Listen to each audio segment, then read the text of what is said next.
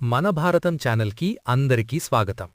ఈ వీడియో మహాశివరాత్రి సిరీస్లో పార్ట్ 3 మరియు ఫైనల్ పార్ట్. పార్ట్ 1లో మనం శివపార్వతీ వివాహం కథ తెలుసుకున్నాము. పార్ట్ 2లో నీలకంఠ కథ తెలుసుకున్నాము. ఈ వీడియోలో మనం వేటగాడు మరియు బిల్వపత్ర కథ తెలుసుకుందాం. ఒక సాధారణ వేటగాడు ఎలా శివభక్తుడయ్యాడో ఈ అద్భుతమైన కథ ఇప్పుడు తెలుసుకుందాం. చాలా కాలం కిందట ఒక అరణ్యంలో ఒక వేటగాడుండేవాడు. అతని పేరు గురుద్రుహ. అతను చాలా క్రూరహృదయుడు. అతను జీవులను చంపి వాటి మాంసం అమ్మి ఆ డబ్బులతో జీవించేవాడు.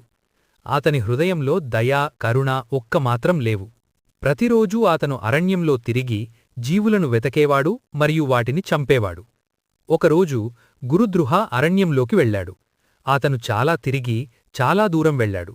కాని ఆ రోజు అతనికి ఒక్క జీవి కూడా దొరకలేదు.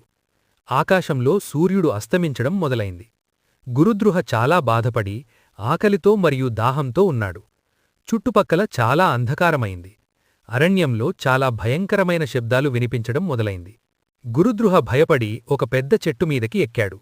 ఆ చెట్టు ఒక బిల్వవృక్షం. శివునికి చాలా ఇష్టమైన చెట్టు. ఆ బిల్వ చెట్టు కింద ఒక శివలింగముంది. కాని గురుద్రుహకి అది తెలియదు. అతను చెట్టుమీద కూర్చున్నాడు. రాత్రి అంతా అతను జాగారం చేశాడు. ఎందుకంటే అతనికి భయంగా ఉన్నాడు. క్రూరమృగాలకు భయంగా ఉన్నాడు. ఆకలికి మరియు దాహానికి అతనికి చాలా బాధ కలిగింది. అతను ఆకలితో చెట్టుమీద ఉన్న ఆకులు తిప్పి తినేవాడు. ఆ ఆకులతో తన దాహం కూడా తీర్చుకునేవాడు. బిల్వె చెట్టుమీద కూర్చొని అతను బిల్వాకులని తిప్పేవాడు మరియు తినేవాడు. ఆ బిల్వాకులు చెట్టు నుండి కింద పడేవి. కింద ఉన్న శివలింగం మీద ఆ బిల్వాకులు పడేవి. గురుద్రుహ తన భయం వల్ల రాత్రి అంతా జాగారం చేశాడు. ఒక్క నిమిషం కూడా నిద్రపోలేదు. అతను భయంగా కూర్చొని ఉన్నాడు. అలా ఉంటుంటే అతను తన భార్య, పిల్లల గురించి ఆలోచించేవాడు. నేను ఇక్కడ ఉంటే నా కుటుంబం ఎలా ఉంటుంది? వాళ్లకి ఆకలి కాకపోతే ఎలా? వాళ్లని ఎవరు చూసుకుంటారు అని అతను మనసులో ఆలోచించేవాడు. ఆ ఆలోచనలు వల్ల అతనికి కళ్లలో నీరు వచ్చాయి. ఆ నీరు కింద ఉన్న శివలింగం మీద పడేవి. రాత్రి గడిచి సూర్యోదయం అయింది. అతను చెట్టు నుండి కిందకి దిగాడు మరియు ఇంటివైపు వెళ్లాడు. కాని ఆ రాత్రి ఏమి జరిగిందో అతనికి అస్సలు తెలియలేదు. శివుడు చాలా సంతోషపడ్డాడు. గురుద్రుహ తెలియకుండా శివపూజ చేశాడు. రాత్రి అంతా జాగారం చేశాడు.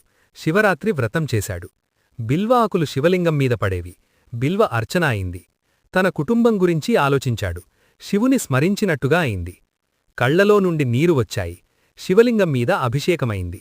గురుద్రుహ అనుకోకుండా అపూర్వమైన శివపూజ చేశాడు. శివుడు గురుద్రుహ ముందుకు వచ్చారు. శివుడిలా అన్నారు, గురుద్రుహ, నీవు చాలా పాపాలు చేశావు. కాని నిన్నటి రాత్రి నీవు నాకోసం అనుకోకుండా చాలా గొప్ప పూజ చేశావు. నీకు తెలియకుండా నీవు రాత్రి అంతా జాగారం చేశావు. బిల్వ ఆకులు నామీద అర్పించావు. నా గురించి ఆలోచించావు. నీ కన్నీటితో నామీద అభిషేకం చేశావు. నీవు చేసిన ఈ పూజ నాకు చాలా ఇష్టం. నేను నిన్ను నా భక్తుడిగా స్వీకరిస్తున్నాను. నీ ప్రతి పాపం నేను క్షమించేశాను. ఇప్పటినుండి నీవొక గొప్ప శివభక్తుడివవుతావు. గురుద్రుహ శివుని దర్శనం చూసి చాలా ఆశ్చర్యపోయాడు. అతనికి తన చేసిన పాపాలు గురించి చాలా బాధ కలిగింది. అతను శివుని కాళ్లమీద పడి క్షమాపణ అడిగాడు. మహాదేవా, నేను చాలా పాపులు చేశాను. నా జీవితమంతా తప్పులు.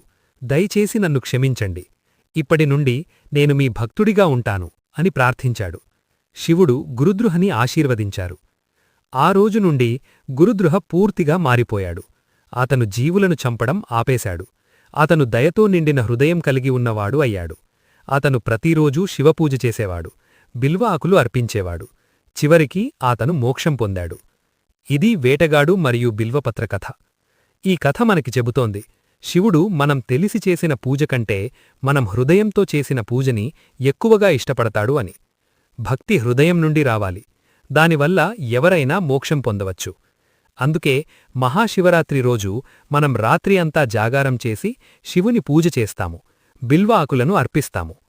ఇవి మన మహాశివరాత్రి సిరీస్లో 3 కథలు. 3 కథలు కూడా శివ దయ, ప్రేమ మరియు త్యాగం గురించి చెబుతాయి. మీకు ఈ కథలు నచ్చినట్టయితే లైక్ చేయండి. ఈ కథలు తెలియని మీ ఫ్రెండ్స్కి షేర్ చేయండి. ఇలాంటి మరెన్నో పురాణ కథల వీడియోల కోసం మన ఛానల్ని సబ్స్క్రైబ్ చేయండి. హరహర మహాదేవ. ధన్యవాదాలు.